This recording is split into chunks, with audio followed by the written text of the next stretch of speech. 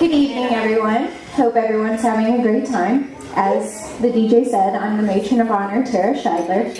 And for those of you who don't know me, I'm Jenna's other sister. Not biological, because God knew that our parents couldn't handle us as real sisters. That's why they gave us Brooke, the good one. That's debatable. Growing up together, we have made so many amazing memories that I know we will never forget, from the countless babysitters we ran through the ringer, during the New Year's Eve's, 4th of July's, county fairs, and countless other events. Then, as we got older, although we weren't always close in proximity due to Jenna's adventures near and far, our friendship was never strained. Growing up as an only child, I'm so thankful that our parents formed a friendship that will last a lifetime and set the example for Jenna and I to have a lifelong friendship as well. No matter what I needed over the years, Jenna has been there for everything. I always knew that if it was 3 in the morning, I could pick up the phone and she would be there supporting me in any way she could. Rewind to a little over 2 years ago, I was texting her on our long drive home from vacationing to Washington State. After being away for 2 weeks and being in a car for a little over 3 days, I was so ready to be home. I was texting Jenna most of the way home, trying to kill time and not lose my mind. And little did I know that she was in my parents' garage helping my dad and husband prepare for him to propose to me. Then almost exactly a year ago, she was helping me get ready for one of the biggest days of my life, my wedding. I was so excited the day that Isaac got a hold of me and asked me to be a part of their proposal. I was honored that he asked me and will never forget how insanely happy you both looked. Isaac, I knew you were the perfect guy for Jenna when she told me that you could put her in her place. We all know that she can need some reining in from time to time. In all seriousness, you two are great together, and you have a way of balancing each other out and showing each other the love and affection that make a marriage last a lifetime. I'm so glad that Madeline decided to hold off on her big arrival so that I could be here, and that she hasn't come yet today. When thinking about how I was going to approach this speech today, I knew that I would not be rapping or singing or anything like that. But I had to come up with something. So here we go. Roses are red, violets are blue. That's Isaac's last name, and now it's yours too. Sometimes you will love, sometimes you will fight, but no matter what, say I love you and kiss goodnight. You will both make the money, and Jenna will spend it, and Isaac, yes, she will go over the limit.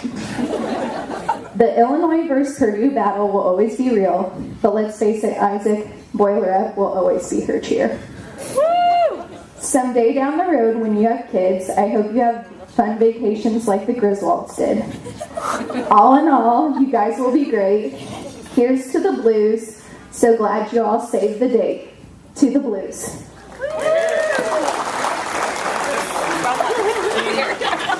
Thank you, Tara. Our next toast is given by our maid of honor, Brooke Winley. Hello. For those of you that do not know me, my name is Brooke Winley, and I am Jenna's maid of honor. I met Jenna 18 years ago when I came into this world. Out of this whole world, I could not ask for a better sister and best friend. While growing up together, we didn't always see eye to eye, Of course, we fought being 8 years apart, but in the end, we grow closer each day. God has blessed us with battles, and together we have overcome them. She has been there for me through the thick and thin, and she supports me through all my school and out-of-school activities. So enough for the sentimental. Let's get on with the fun. So for the couple of months, I have been trying to figure out how to write this speech. And I just couldn't come up with a funny story or word to say because with Jenna, there's never a dull moment. So, about last week, God, he gave me a chance. He said, Brooke, here's your chance to get back for all the times that she stole your clothes or scared the living crap out of you. So I took it and I ran literally. So after my volleyball game, it was around 10:30, and I got home, and Jenna asked me, she said, "Did you get the mail?" And I said, "Nah." And so she said, "I'm going to go out and get it." I said, "Okay." So I'm eating a snack. And that's when God gave me that peace, and he said, "Do it." And so I dropped my snack. I ran out our back door through our add-on garage. I'm tripping over her wedding decorations, but I got there. I got outside. I went into the cornfield, and I started running through the cornfield, hitting the stalks as hard as I can to make it look like there's some alien or animal out there. So she's on the road, and I'm just laughing as I'm running. And I can't see a dang thing. I'm thinking, "Oh, Lord, I'm going to run into the animal." But she stops, and she's getting louder, and she's calling for the dogs more. "Max, Maverick!" So I let her start walking again. She gets to the mailbox, she gets to the mail, and I start up again. And I decided to make this, I don't know, weird growling noise. I don't even know how it went. But it worked because right then and there, Jenna took off, sprinting down the road and up our driveway. She didn't cut through the yard or anything.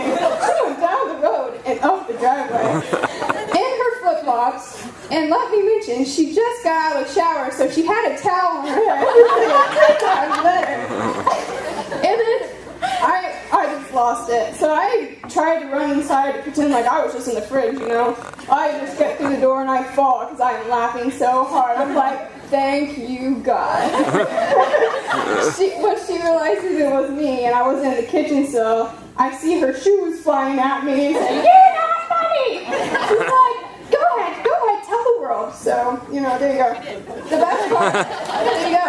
best part about it was she told me halfway up the driveway she ditched the towel so she got more momentum because she thought she was stronger. But there's my funny story on Jenna.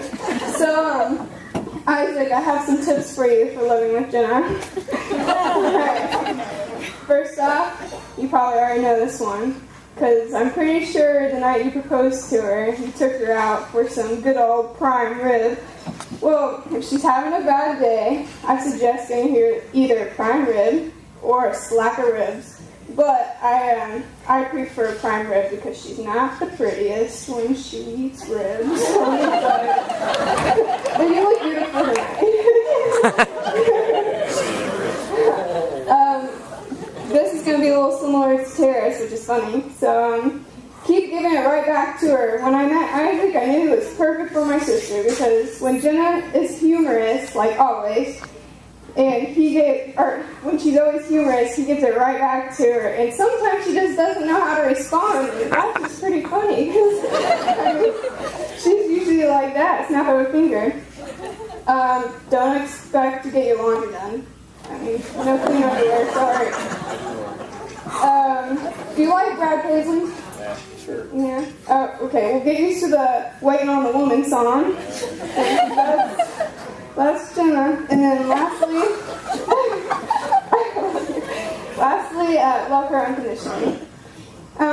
Jenna, you look beautiful tonight, and so do you, Isaac. I wish you guys the best of luck with your new chapter you begin today. Always keep God in the center of your love, and nothing can break you. I want to leave you with this quote. People are weird when we find someone with weirdness that's compatible with ours. We team up and call it love. Dr. Seuss. Let's give a toast to Jenna and Isaac. Thank you, Brooke.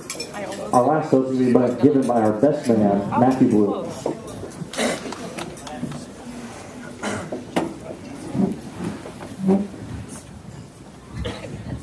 Thanks for coming out, everybody. So, for as long as I can remember, Isaac and I have been brothers. It's true. And we haven't just been brothers, we've been best friends, because we learned at a very young age that living in the middle of nowhere that we had to rely on each other. And we also learned that if we worked together, we would get more accomplished. So growing up, we always got along, we always talked together, we always did stuff together. I even remember Mother telling me before that she's known fraternal twins that aren't as close as my brother and I are. I even remember one time going to a concert with Richard, and I don't know if Richard remembers this or not, but we were walking to a state fair concert, just talking to each other, and Richard says, I love the way you guys talk to each other because you don't talk to each other like your brothers, you talk to each other like your best friends. And that's something that's very powerful to me. That's something I've always loved very much about my brother. Stop that. Now, I love my brother very much, but with that being said, there have always been some stark differences between my brother and me. One of them is that my brother has always found a way to talk for me. And he's always kind of told me what to do. And that's actually happened pretty recently. You know, someone will ask me, hey Matt, what are you doing this weekend? And I'll say, well, I'm going home. My brother's in town. We're going to go out and do stuff. They say, oh, that sounds like fun. What are you going to do? I say, I don't know. He hasn't told me yet. And that still happens. And I think that kind of really made me out to what I am today. Is more of a kind of a passive person, where Isaac's so type A. Speaking of type A, so Isaac's always been very outspoken about stuff. You know, we always even said that if Isaac could talk when he was born, he would have told the doctor how he should have been delivered. Right? Yeah? Know what I'm saying? Yeah? But that kind of made into this kind of outspoken type A personality, and very successful, that kind of made this little act I've always had about how Isaac was always the perfect brother and I was just a playmate. So, you know, when people would be like, hey, Matt, what's your brother like? I say, well, have you ever seen Thor? It's kind of like that. You know, no, I'm just kidding. He's just like assistant manager at a chemical company, and he's a first lieutenant in the Army, and he graduated from the U of I pretty much without any debt. And he's also marrying a former beauty queen. Like, you know, no big deal. They're like, wow, Matt, what do you do? I said, well, I tied my shoes on the first try today. So, I got that going for me. Which is nice. But seriously, I do love my brother very much, and that's so much that when he got married, and I would tell people that my brother's getting married, and I say, well, he's getting married and I'm the best man. They say, oh, do you ask you to be the best man? I say, no. They say, well, how do you know that you're the best man? Because I'm the best man. I don't need to be asked. And so much as I even remember the night that Isaac told me that he bought Jenna a ring. And I remember it because I was in a night class. It was the history of modern Mexico, which was pretty much like the most depressing class I've ever had in my life. Like, seriously, people, get your stuff together. Like, I don't get it. Anyway, if you want to talk about that, I'll have a presentation in the back later.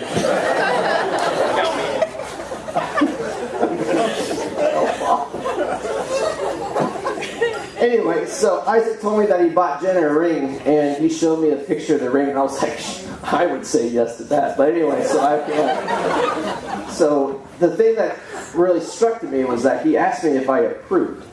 And first off, I thought, well, what the hell do I care? I mean, it's your girlfriend, it's not mine. But it really does matter what I care, because Isaac cares about what I think, and I think that's very powerful to me. Now enter Jenna. Now, I remember the first day I met Jenna, and that was probably a very enlightening experience, because Jenna came up to all of us, shook all of our hands, said hello, smiled to us, and we knew right then and there that Isaac better not mess this one up, because this one was a keeper. And I'm not so sure if that personality was just like the salesperson in her, because I'm pretty sure I gave her my credit card number. I'm not totally sure. Excuse me.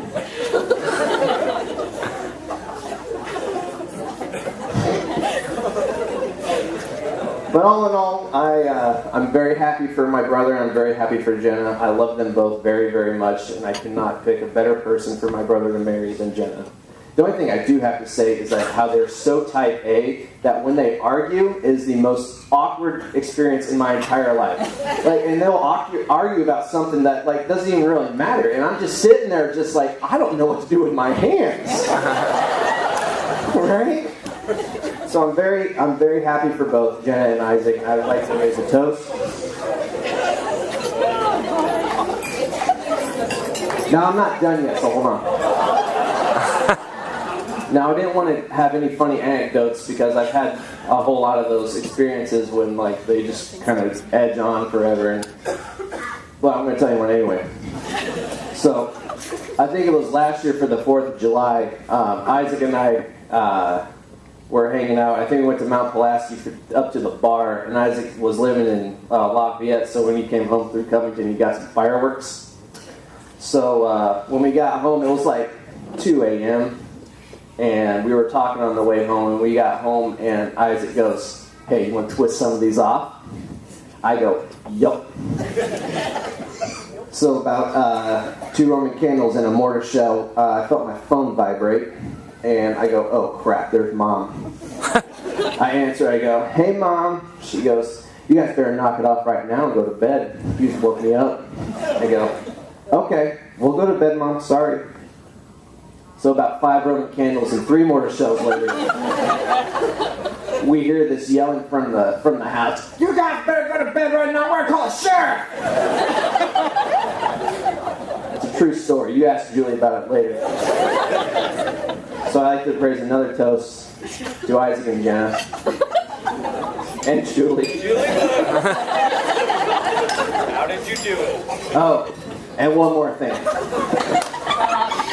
If you guys ever have kids, and if one of them, when he's 8 years old, accidentally sets fire to the living room rug, go easy on him.